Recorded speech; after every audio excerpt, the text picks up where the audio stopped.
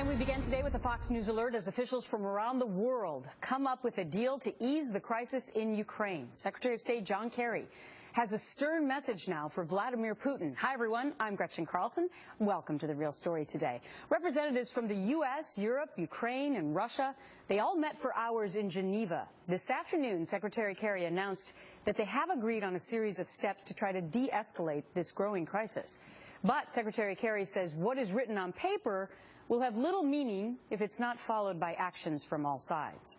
The Secretary says if no improvement is seen, we will have no choice but to impose more sanctions. Meantime, Kerry also commenting on a report we have not confirmed yet that Jews have been handed leaflets in East Ukraine and asked to register. Just in the last couple of days, notices were sent to Jews in one city indicating that they had to identify themselves as Jews. And obviously, the accompanying threat implied is or threaten or suffer the consequences, one way or the other.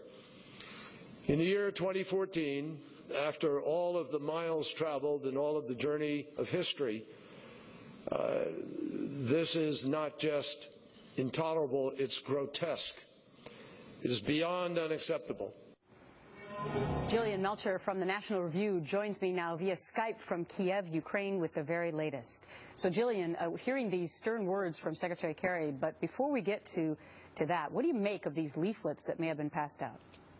You know, I haven't been able to independently confirm much about it, but I think it's pretty ironic given Putin's propaganda war. During Maidan, a lot of Russian media was reporting that it was actually the Ukrainians that were anti-Semitic, Nazis, fascists. And I think it's really ironic that now you've got reports coming out of the eastern Ukraine where there's a lot of Russian presence that actually it's quite the opposite.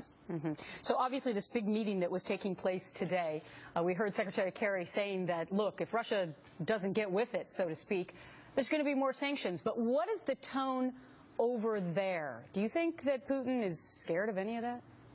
You know, it's hard to say. I do think he's taking a pretty significant gamble here. I think that if he fails in Ukraine, a lot of the oligarchs there are going to have a harder time supporting him.